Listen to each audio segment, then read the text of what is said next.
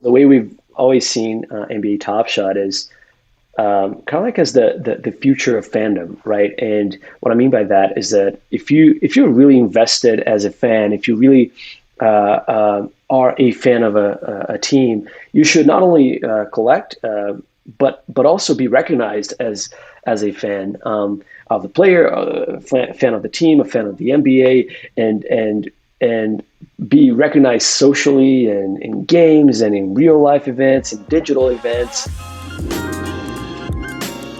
You're listening to the Unstoppable Podcast, the go-to place for everyone to learn about the latest innovations in Web3, NFTs, and the decentralized web. Welcome to the Metaverse. GM, welcome to another episode of the Unstoppable Podcast. My name is Josh Gordon. I'm your host, and we've got a guest today who's a Web3 OG, a founding team member of Dapper Labs, and a product leader, Arthur Camara. Thanks for joining us. How are you doing today? I'm doing great. Thank you so much for the invite, Josh. It's a pleasure to be here. You're welcome. I like talking to builders and like product thinkers in the space, and specifically, NBA Top Shot is how I really got into Web3 and NFTs myself. So I'm excited to have this conversation. I'm even wearing my Flow shirt that I got from NFT NYC last year to represent. Amazing. Yeah, thanks for representing. That's great to see. So could you walk us through how you got into crypto originally and how that led you to being one of the founding team members at Dapper Labs, and maybe even give a little bit of context for Dapper Labs if people aren't as familiar. So I've been in the NBA Top Shot ecosystem for a long time, and I know that you're behind Flow, Top Shot, CryptoKitties, and whatnot, but maybe not everyone's as familiar. Yeah. Like yourself, a lot of people got in touch with the NFT world through NBA Top Shot recently, which is really exciting to see.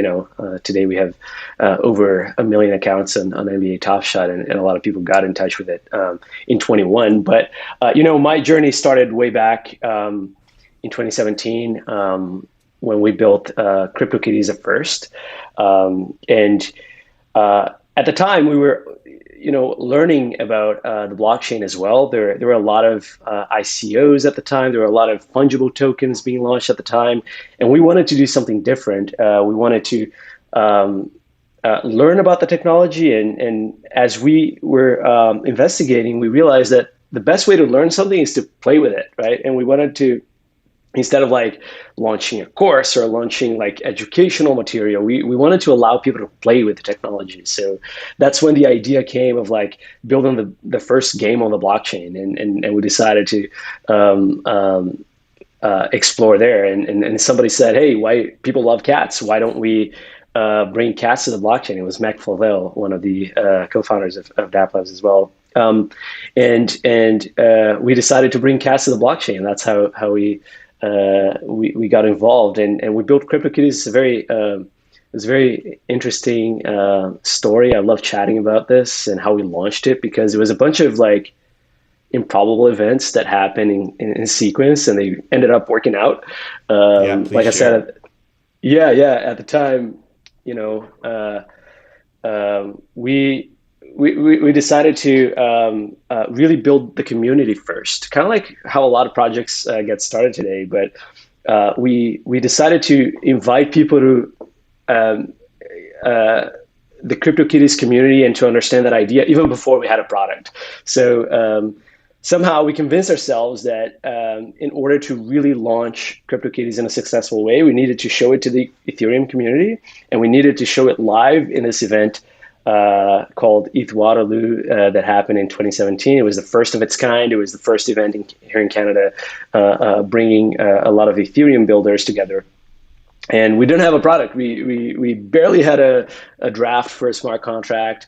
We barely had the cats, kind of like a prototype of how they would look. And we decided we needed to show a prototype in this event, and the event was the week after. So we packed our bags, and we decided to buy our tickets and fly the next day, and we were at ETH Waterloo.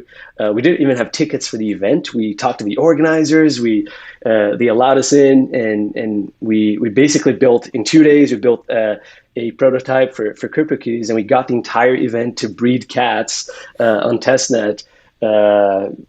We had 400 cats at the end of the event, and we showed it on stage, and people loved it, and it was such an exciting time. And that's kind of like how we built that, that foundation. We built the community first. We shared an idea that was half baked. The community really got involved, and they thought it was clever and funny and interesting, and some people thought it was stupid, and that sort of like added a lot of hype to the product, and it was very interesting to see. But yeah, that's kind of like how we got started and how we initially launched the alpha of CryptoKitties. And of course, after that, we built the product on mainnet, and we actually grew the team a little bit more to build it out properly. Cool story. I wonder if that was how NFTs right now get a lot of I don't know if it's backlash necessarily, but just a lot of commentary on how every NFT collection is like adjective insert animal. CryptoKitties, you got the bored apes, the cool cats, something like that. I wonder if CryptoKitties really set NFTs on their trajectory for being animal based. I mean, maybe. I mean, they're relatable. People love cats, so I wonder if that's part of it. Do you think where we are today, like how different is the NFT market today, different from what you had envisioned back then at that conference? Yeah, way back then it was easy to stand out, I would say, because everybody was wearing black and jeans, and we were the only ones with colorful T-shirts and colorful a product with kitties, right, and animals, like you said. So it was very easy to stand out from that perspective. Nowadays, it's almost the opposite. You go on Twitter, and it's like a wave of like colorful animals looking at being thrown at you. So it's really a lot harder to really differentiate your project, which is something that I think the ones that really stand out, they do innovate quite a lot. And they're not just copycats. As soon as we launched CryptoKitties, we saw a wave of projects that were very similar, right? Crypto Dogs launched like a few weeks later, and Crypto Bunnies, and all of these animal-based products that were really using a very similar mechanic of like, and if you don't know, CryptoKitties was and still is a project where you can buy cats and breed them and generate new kitties. And there's like a genetics behind it, and traits and things like that, and rarities and tiers. So we saw a lot of the same pop up right after that. But the projects that really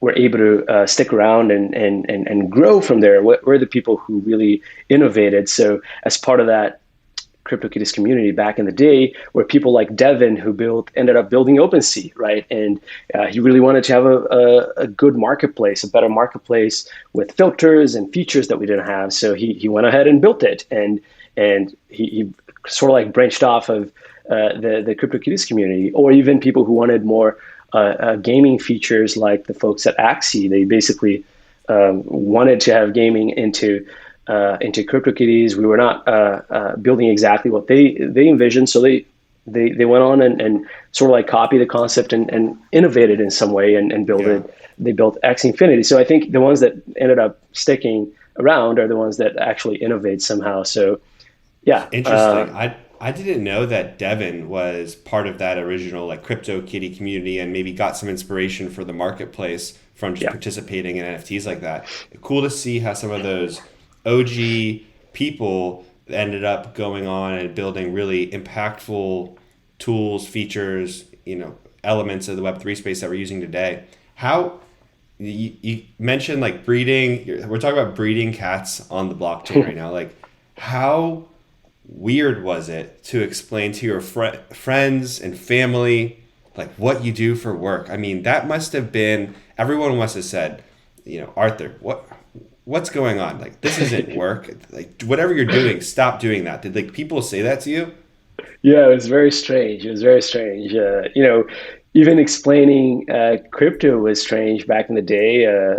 Explaining Bitcoin or Ethereum was like already crazy. And then when I went a step further and said, you know what, I'm using a similar technology, but actually creating cats on the blockchain and breeding them, that sounded very, very crazy to people. So yeah, family members and Others thought we were nuts, right? And but yeah, over time, the first time I thought we were like doing something right was when I saw CryptoKitties on TV, and I saw it on an elevator ad, and I was like, oh shit, people are actually talking about us and seeing some value, and waves of people were trying to participate and thought it was interesting, and it made it a lot more approachable to folks who thought crypto was all about finance, and it was complicated and it was hard, and instead they were seeing, oh, this is a path of something that I could try, and it could be fun and it could be interesting, and they could learn something from it. So it's kind of like learning by playing, right? Yeah. Which I think there's a great quote by Chris Dixon. I believe this is his quote and not one that he's quoting, but he said that, and Chris Dixon's a VC investor from Andreessen Horowitz, very deep in the Web3 space and like their crypto fund. But he said a lot of novel innovation starts out looking like a toy, and yeah. I think in many respects you see that with CryptoKitties. This experimentation with NFTs, it started out looking very much like a toy, a game, something kind of maybe childlike, even though it's very complex on the back end. The front end, what you see is like this cute little cartoon cat, and what that really started as a toy led to hobbyists turning into professionals. You talk about Devin, who's one of the founders of OpenSea, hobbyist, participated in the CryptoKitty community, goes on and building, what are they valued at now? Like 10 billion plus marketplace. And that's a great example of things that look like a toy really turning into novel innovation down the road. Yeah, and from the start, we had a mindset of creating something that was bigger than ourselves, and that could withstand the fate of time. Even from the start, Dieter was a big proponent and author of the ERC 721. Dieter is currently the CTO of Dapper Labs, and he was part of that team as well that created the CryptoKitties in the early days, and he authored ERC 721 with the Ethereum community. And the idea there being, hey, let's create a standard for non-fungible tokens. There was a standard already for ERC20s for fungible tokens, and he could see the potential of like how most things around us are not fungible, right? We have houses, objects that we value, things that are unique, artwork and music and whatnot. So lots of things that are not fungible, and he saw that potential and created the standard. So from the start, CryptoKitties was like a toy, like you said, fun and interesting to learn and use and play with. But at the same time, there was a kind of like this back end that was very powerful behind it. Yeah. So you mentioned the standard around NFTs, right? ERC 721, right? And right.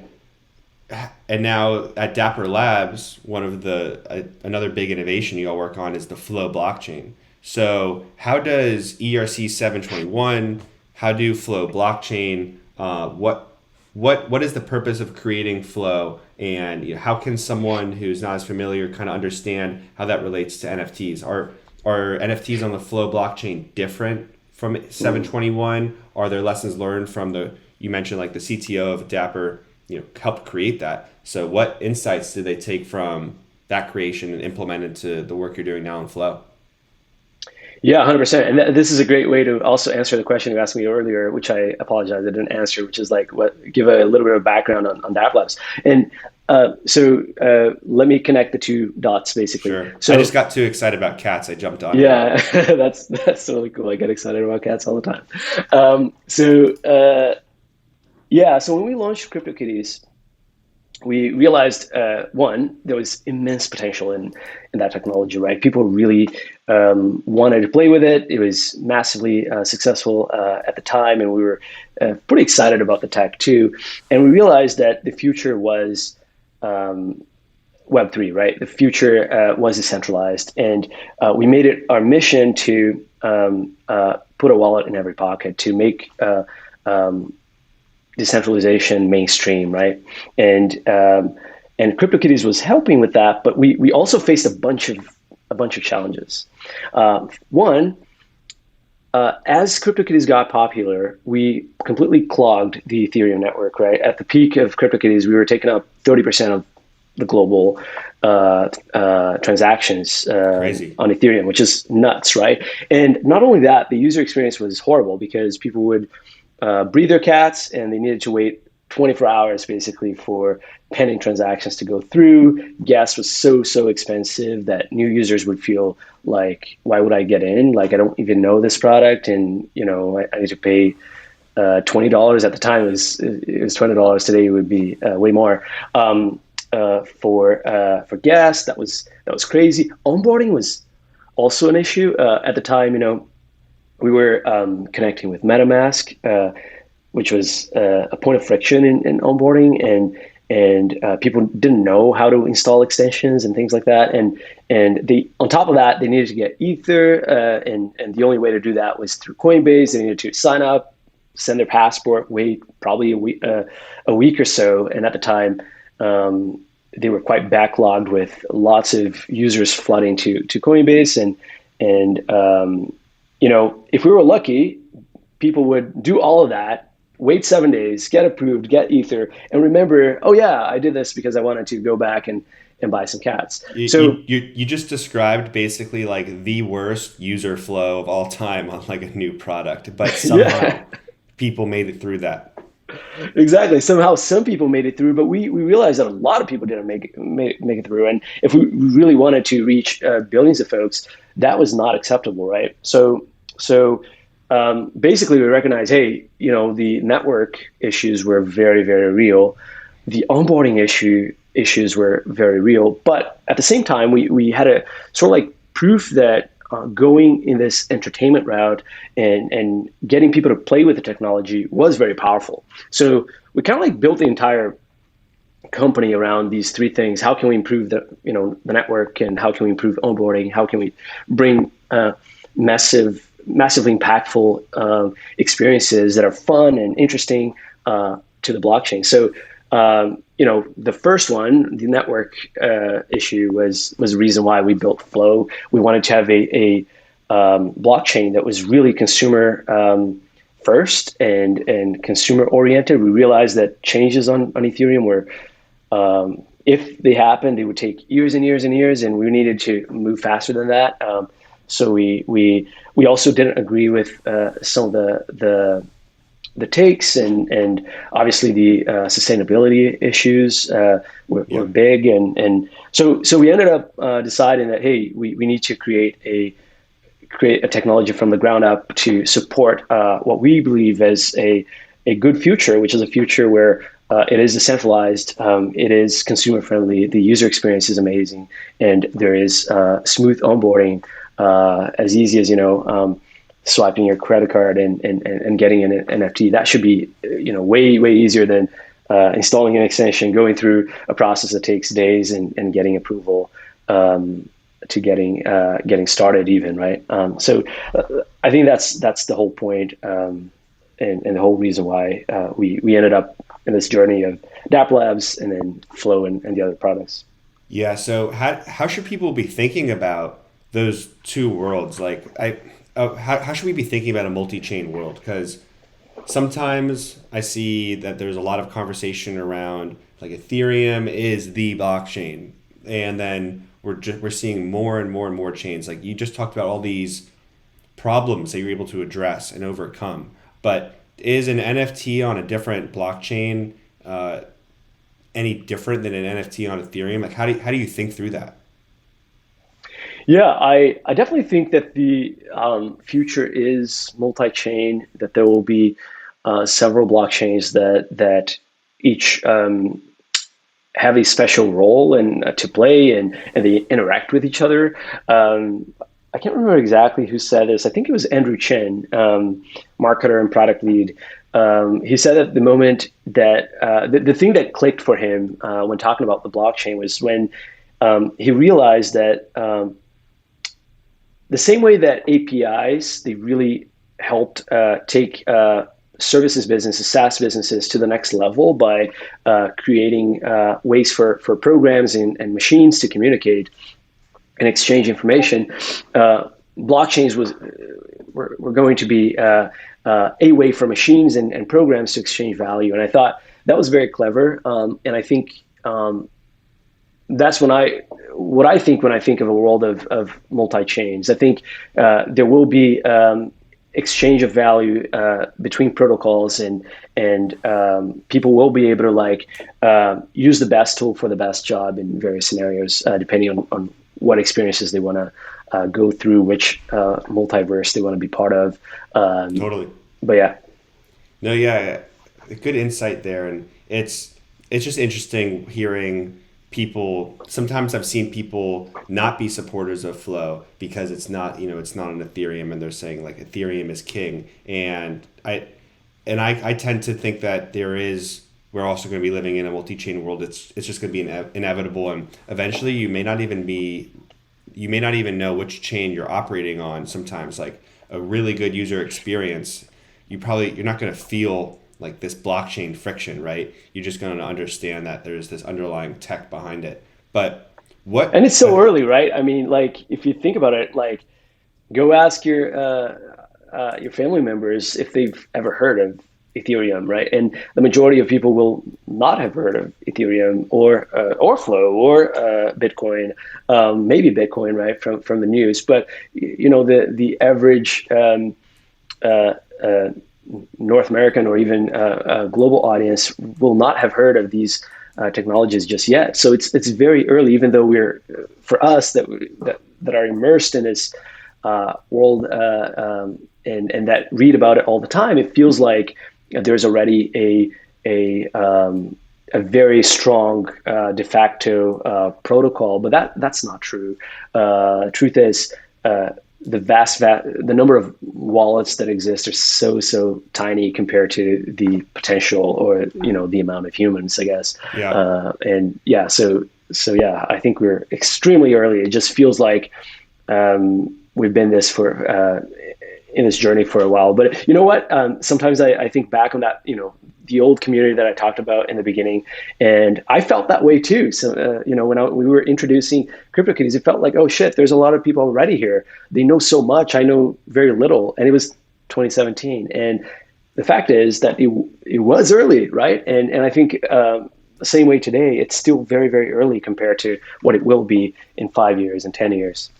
I appreciate you sharing that and like letting us know that you felt that way too. Yeah. Because I think that a lot of people listening to this podcast, myself included, I felt this almost imposter syndrome of, oh, I'm jumping into working in Web3 now, but there's people who have been here since 2017 working, and like I flash back and I remember in 2017 I started buying like Bitcoin, Ethereum. My first job out of college, didn't really have many expenses, so I was just dumping some discretionary funds in like crypto. I got paid. First thing I did is open Coinbase and drop some in, right?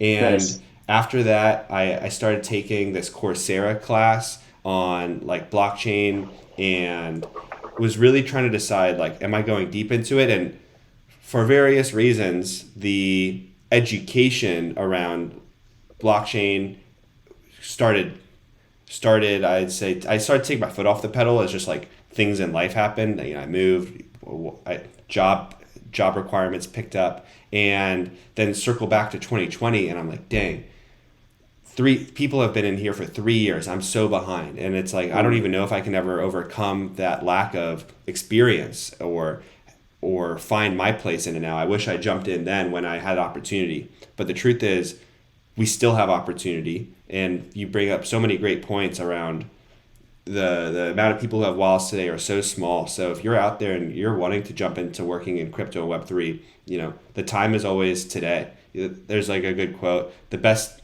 day to do something was like yesterday. The second best time is today. So Yeah, exactly. That's probably a good way to approach this.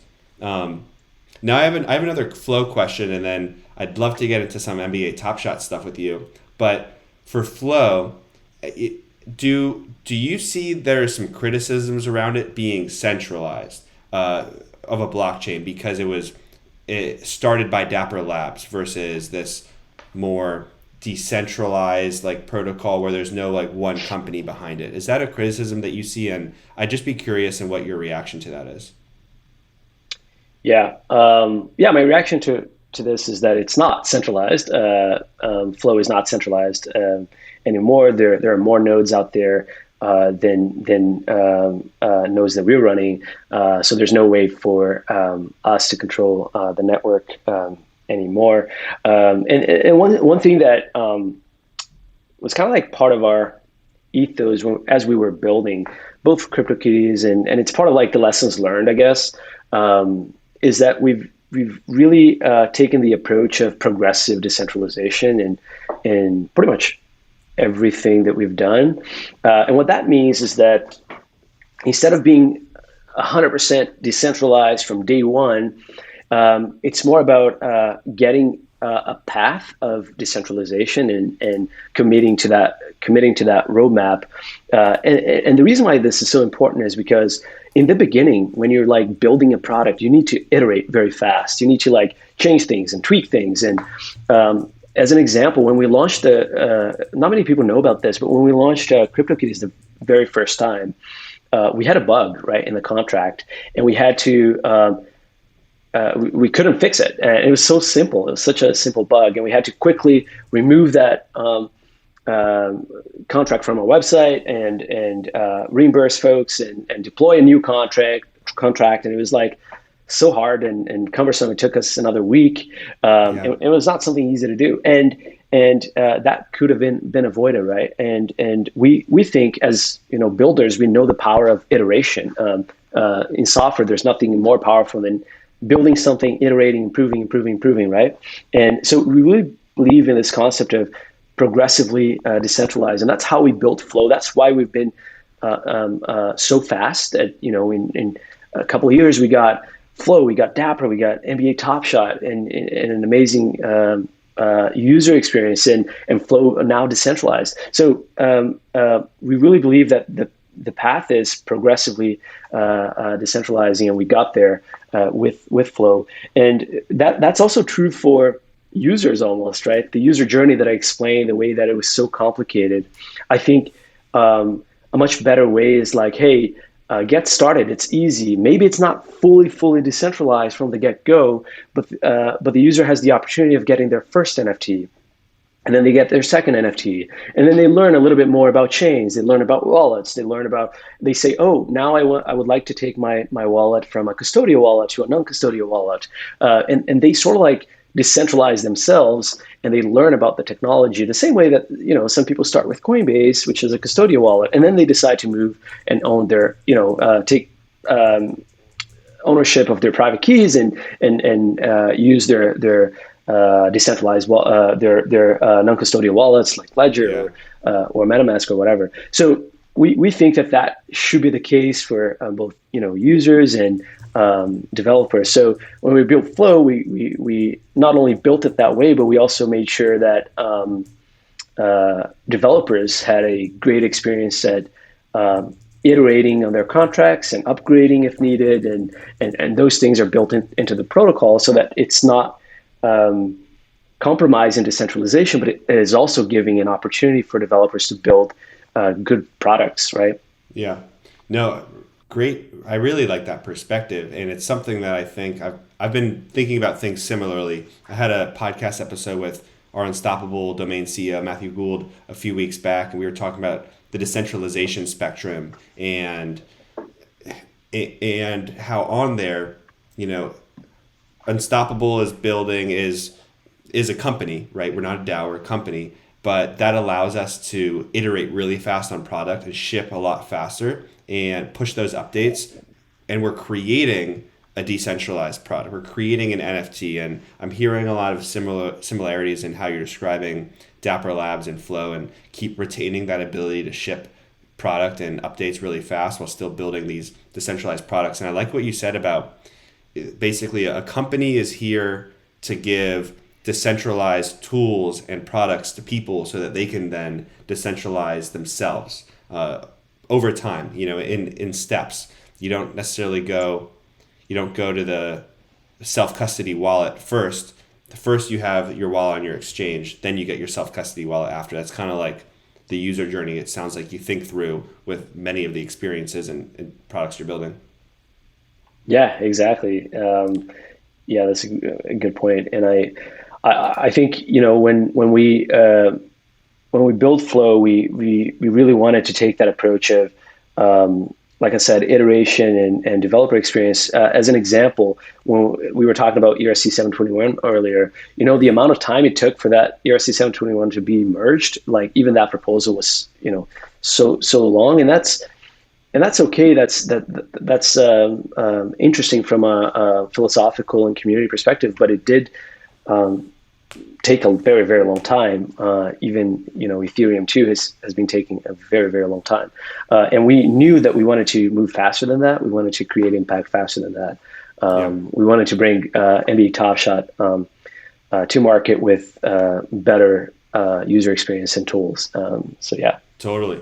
Talking about impact, you just brought up Top Shot. It's a great transition here. Now we're fast forwarding to basically at late 2020. Early 2021, NBA Top Shot exploded, and I'm curious as to I just want to know what it felt like to be working at Dapper Labs when what felt like all of crypto and NFT Twitter and the world were immersed in it. It was, and I'll share with you a little bit. That was my introduction to NFTs. I'd heard of CryptoPunks because I'd been around for a couple of years at that point. But my friend sent me a pitch deck for an NFT company he was starting and had Dapper Labs as an example of how there's a market here for collectible digital goods. And he was linking it to music NFTs. And I was like, I hadn't heard of NBA Top Shot. So basically went online, followed the Twitter account, and the first time I could jump into get a pack, I snagged one. It was such a fun experience. I've been a long time NBA fan, so this really hit home to me. And opening that pack was awesome. And then from that point on, that's when everything clicked. I got all my friends involved. We were starting to collect NFTs, going after the Cool Cats Master Challenge. And from there, I've just never looked back. And now, literally, it's because of NBA Top Shot that I'm having this podcast with you today and working in crypto. So I just want to say thanks and share that journey a little bit. And it was such a fun experience and a friendship experience to have with some of my friends I lived with during the pandemic. We just all got to participate in that together. Yeah, thank you for being part of it. And yeah, it's really inspiring to hear stories like yours and people who got involved because of Top Shot and got inspired. I think, one of the things that Top Shot brought was sort of like that magic of opening a pack of cards when you were a kid, and sports cards and collecting. And I think we sort of like brought that to 2021, right? 2022, like the present day. People are not, we made it digital, we made it decentralized, we made it on the blockchain. And that was very interesting. There was definitely a lot of both curiosity, but also it sparked a lot of that, nostalgia too, with mixed with fandom, and I think that's why we were able to unlock that growth. You were asking about how it was to work during that time, and it was super interesting, super hectic too. we had initially we had a closed beta, so we were iterating exactly like I said before, right? We wanted to start. We wanted to take the learnings from CryptoKitties and we built it on Flow. We built it with Dapper wallets so that people would have a good onboarding experience. And we were testing these things very carefully, and we knew we wanted to have a good experience from the get-go. So we had a closed beta. We invited people over time, and we really iterated on the product quickly.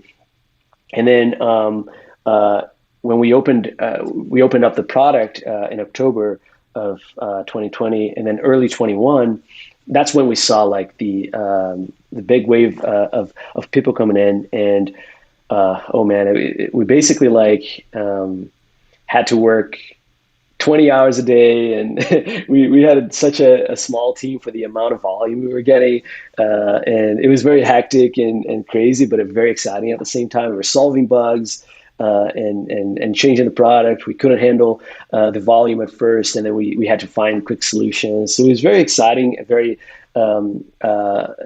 hectic at the same time. Everyone in the company, if they were not an engineer solving a bug, we were working on customer support. We were like helping users solve problems, and we were hiring right like crazy.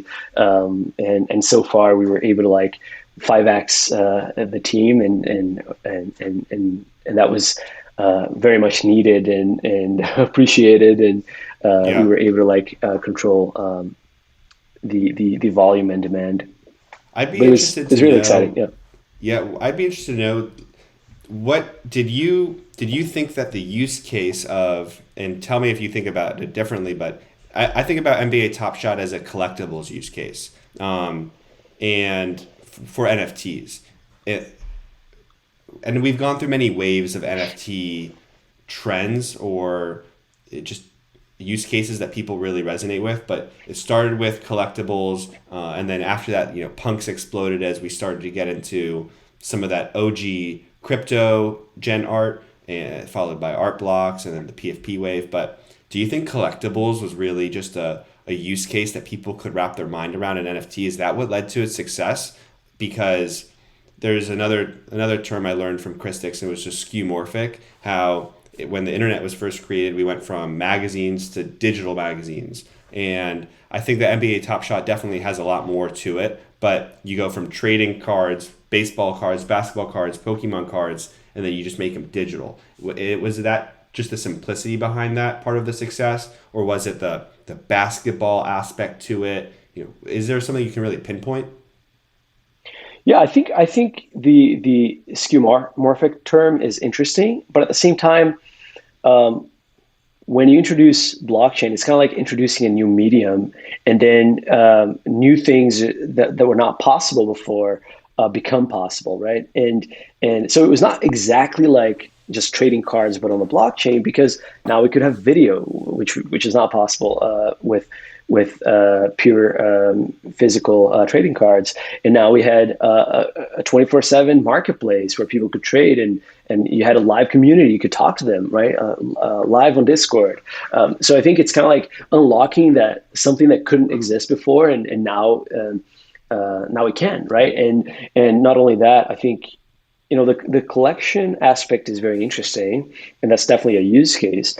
But also the way we've always seen NBA Top Shot is kind of like as the future of fandom, right? And what I mean by that is that if you're really invested as a fan, if you really are a fan of a team, you should not only collect, but also be recognized as a fan of the player, a fan of the team, a fan of the NBA, and be recognized socially and in games and in real life events and digital events. And I think that's kind of like where I really like to think about in terms of utility of Web3. I think it allows for not just passive fandom. I'll give you an example, like kind of like if you're, I don't know, a fan of Kanye West and you're watching Kanye's concert, instead of just that, and you're like a passive fan watching a concert, instead you can become an active fan, and you're now part of a DAO, and you're voting to decide how to promote and when and what things you're going to build next as a community. So I think the similar concept here applies to NBA fandom as well, right? So I think NBA Top Shot has always been envisioned as the future of fandom for NBA fans, and I think that's a really powerful way of thinking. And it's not just about collecting and being a passive viewer of the moments, but also being recognized as a fan. So, yeah. And I'm sure there's definitely things that I'm sure you can't share, but when you talk about fandom and utility, how do you think through Top Shot in terms of what owning a moment gets you? Are we still very early on that journey of exploring what active fandom looks like, in your opinion? Or is what we're seeing right now with the platform really what Top Shot's meant to be? No, we're extremely early. I definitely believe that, and we're still experimenting, right? We're still trying to find exactly what that utility will be in the future. I think there's one thing that you can be very confident on is that Dapper Labs has always prioritized user value and user experience and adding long term value. So we're not here to like just focus on the today experience. We're here iterating day in day out in what the future could be. We're going to be here for years and years and years. We're not going anywhere. Like we're very committed, right, to the future of Web3. So I think we're always like thinking ahead, not just like, so nothing you see today is the final state. For NBA Top Shot, for Flow, for Dapper, we continue to prioritize generation of user value long term, and definitely not just the short term current mode that you see. Yeah. Cool. No, I love it. I'm hodling my LeBron James season 1 moment from the bubble so hard. I'm never gonna sell that. It was really the only LeBron moment in season 1 I could afford. But just it's the common. It's the Caruso alley-oop for his dunk in the bubble, and I'm such a big LeBron fan. So I don't know if I'll ever get to participate in some active fandom or utility with LeBron from it, but still, it's a moment that I definitely keep close. So yeah, that's great, and it's awesome. Also, we think that it's awesome to collect what you love and be able to share that with your friends. Like you said, it was a great way for you to foster friendship in real life. And during the pandemic, a lot of people made a lot of friends digitally too, and they really value that. So I think, I really like hearing those stories and seeing how it impacted people's lives in various ways, right? Yeah. The first one I bought was the LeBron 3 when he turns around and looks at the bench. Oh, nice. I think that's a season 2 one though, but that was one of the first. That was the first moment I got, or the very first NFT actually I got too. So, and I have one more Top Shot question, and then we'll get to our 1-2 Web3. But there's been a lot of people who have been critical of Top Shot, and it's still in beta. There's questions around supply. There's questions around there's been a lot of queue, like pack queue issues that you've solved through, and I think done some really innovative things around. But what goes through your head when you see those negative comments online? And I just think it's interesting how the expectations of builders in Web3 is so different than Web2. There's no patience. People want things today. I think a lot of part of this is because there's money on the line, and some of these valuations of these NFTs are astronomical. But it almost puts this pressure on a builder that's unrealistic. You said you were working 20-hour days during the Top Shot craze, and look, I'll tell you, you're not finding people at Web2 companies putting in 20-hour days right now, but yet you're doing it, you're building it because you believe in it. So I'm curious on your take at how a Web3 builder reacts to those kinds of wild expectations. Yeah. There's definitely a very passionate community on Top Shot. People are extremely people care, and that's really valuable, right? And it's a lot better to have a community that is super vocal and cares and really criticizes in a constructive way than having a community that doesn't care ultimately, right? That is indifferent to the product. So I actually appreciate the criticism. I think there's a lot of good points. There's a lot of things that we can do better and we will do better. Like I said, we're working nonstop. We're focused on long-term value. We're focused on the long-term plan here. So we're going to be around and we're learning from everything we hear. One thing that one analogy that I'd love to mention is there's this TED Talk from I think it's 2003. It might be earlier, from Jeff Bezos, and he's answering to a similar question about the .com and criticisms around Amazon, and one of his points is that it's extremely early. It was extremely early for the internet, and he offered an analogy which I think is extremely powerful, which is the analogy of electricity. So, in his example, is like he shared about how they took many years to lay the foundation of electricity, and what people really wanted to have in their homes, the killer app of electricity, was the light bulb, right? And everyone wanted to have the light bulb in their homes. So the way that they built the homes was with a light bulb socket, on the ceiling. So that was enough for that app, basically for the light bulb. But then the appliances came, and that allowed for a new wave of innovation. But the user experience was actually pretty terrible.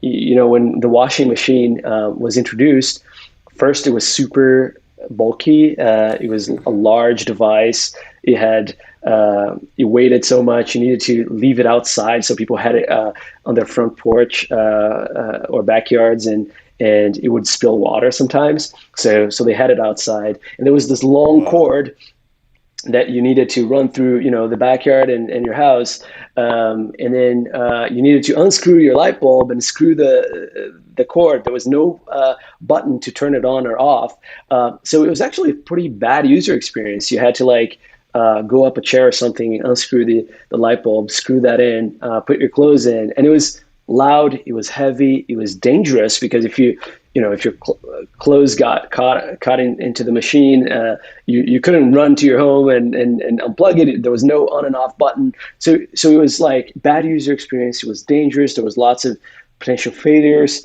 And a lot of people could criticize that and be like, you know what, washing machines are not worth it. Let's kill it. Let's not move forward with the technology. But some people luckily didn't look at it this way. They looked at it as like, there's some real problems that need to be solved. Let's find solutions to them. And some of them were simple solutions. Some of them were like, all right, let's create an on and off switch. Some other solutions were like, all right, let's build outlets and move them down so that people can plug things into their homes, and the appliances industry ended up flourishing. And and similar situations happened with all the appliances, like with vacuum cleaner, and he shares a bunch of other examples. You can Google that TED Talk. It's pretty insightful, and I think it's a similar thing with what we're going through, not just with Top Shot, but with the industry at large. There are lots of problems. There are lots of things that could be better. There are lots of things that need to be solved.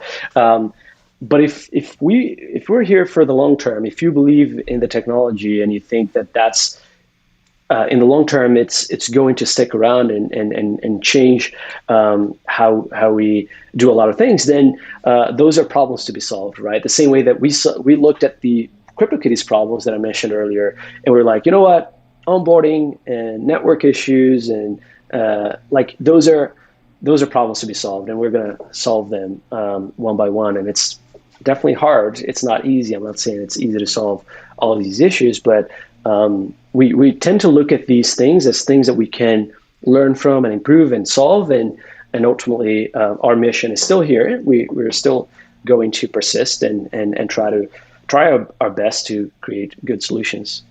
Yeah, a great analogy, and it's so good to zoom out sometimes and remember that to think about the washing machine, something that we don't even think about twice these days. It just works, you know? And how that went through a similar adoption curve, innovation curve, and we're right there with the washing machine outside in your backyard when it comes to NFTs. So great way to reframe it. I would like to wrap up here and ask you my 1-2 Web3 questions, and I really appreciate us diving into all the things you've worked on. So these should be easier for you. Question 1: who's an influential Web3 creator, entrepreneur, or artist or collector that's inspired or educated you? Interesting. Okay, so I'm going to mention two people instead of one. One, obviously, Roham has inspired me. He's the CEO of Dapper Labs, and I think he's always led with a lot of passion and fostering ownership. And then the other person I'm going to mention, he's not with Dapper Labs anymore, but worked with me very closely, is Benny. Benny Young.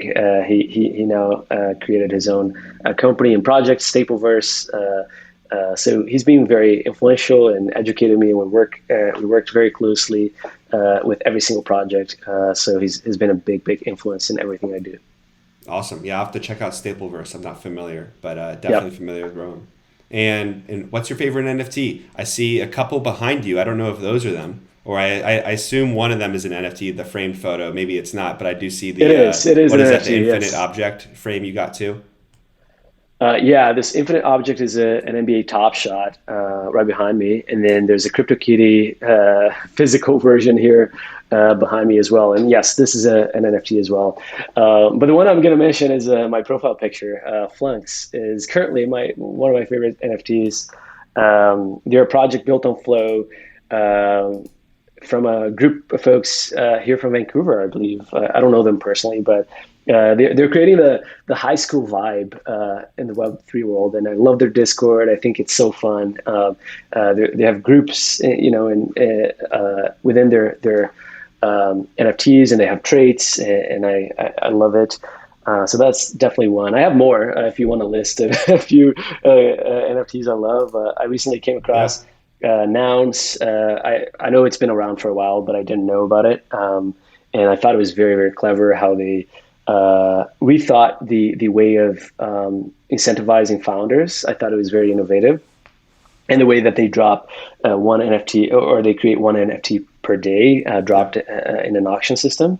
I thought it was very interesting. Sound is another one that I'm a big fan of. It's been around for a little while as well. I've Doodles, got a couple sound NFTs myself.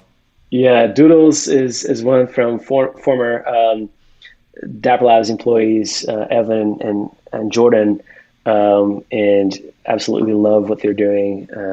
Yeah. Awesome. And what is the framed photo behind you? What NFT is that?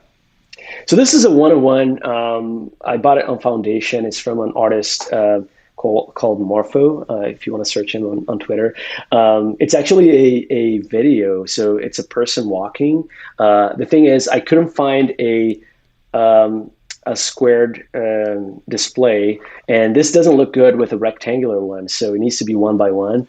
So I decided to print it for now, but one day I might get an actual display to have it moving. But I like it. It was the first auction that I actually got to win on Foundation. So I decided to print it. Yeah. Yeah, that's great. I have a big printed NFT myself, not in a camera view, but it's of my Dead Ringers edition NFT. So I got that. It's really big. So it's on another wall over there. So nice. I love it. Yeah, I have a few around my house that you can't see here, but I have these three that. I need to get an infinite object too, so I can put my Top Shot right behind me. So I should probably order one later today.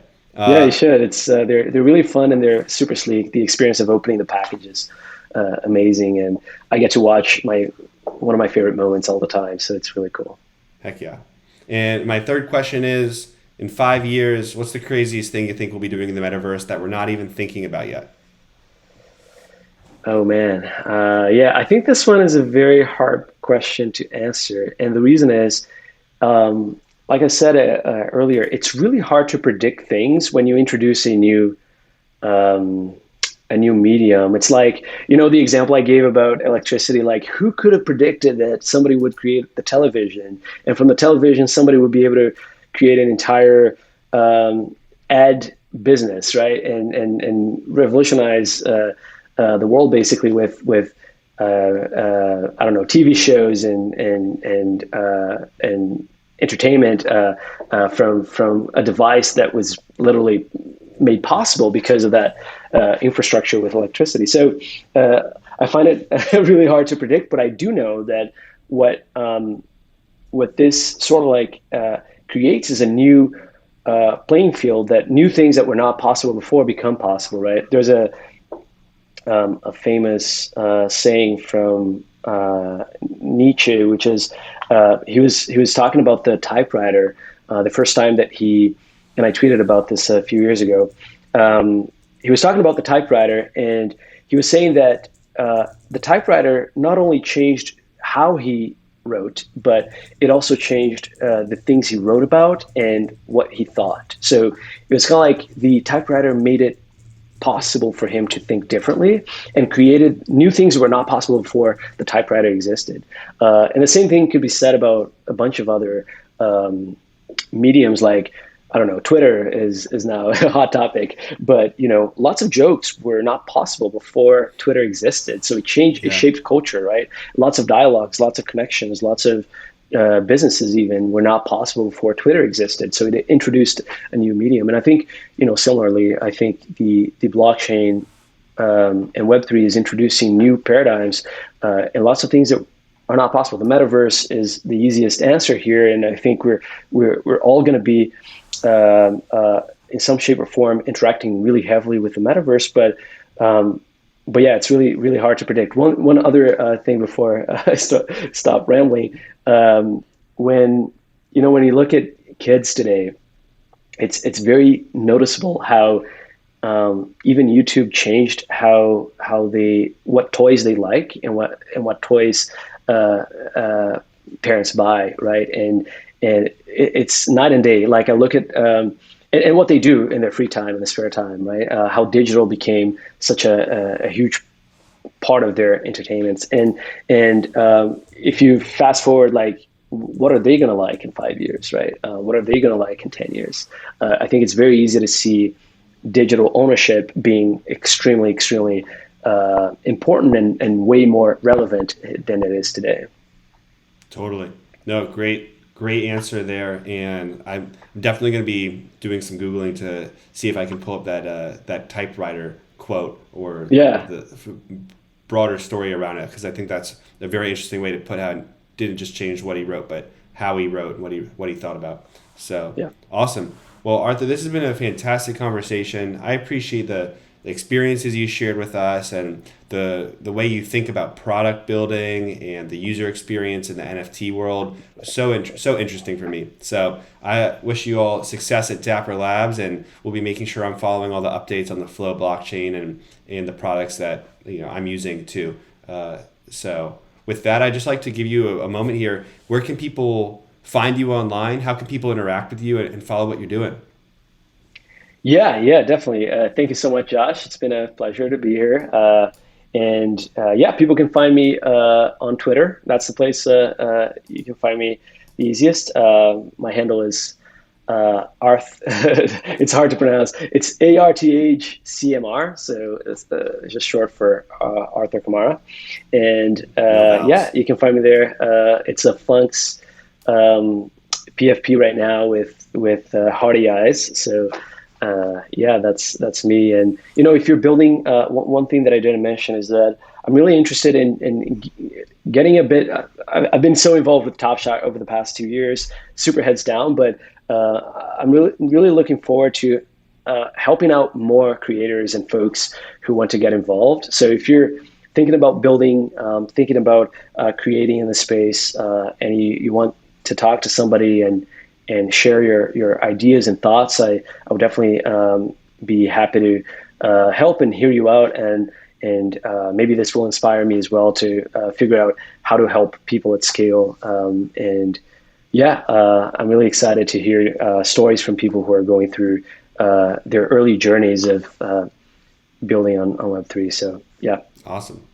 Well, thanks so much. Thank you to everybody listening to the Unstoppable podcast. Appreciate your time. If you're listening on YouTube, drop a subscribe, like on the video, goes a long way. And if you're on Apple or Spotify podcasts, following the show really helps us reach more Web3 curious and native people week to week. So with that, I'll be back with another episode next week. Thanks for listening. See you in the Metaverse. Peace out. I hope you enjoyed this episode of the Unstoppable podcast. If something we said today resonated with you, please subscribe, leave us a review, and share this with your friends. And remember, this conversation doesn't have to end here. Tweet us your thoughts, ideas, or questions at Unstoppable Web. Thank you so much for listening, and we'll see you next week.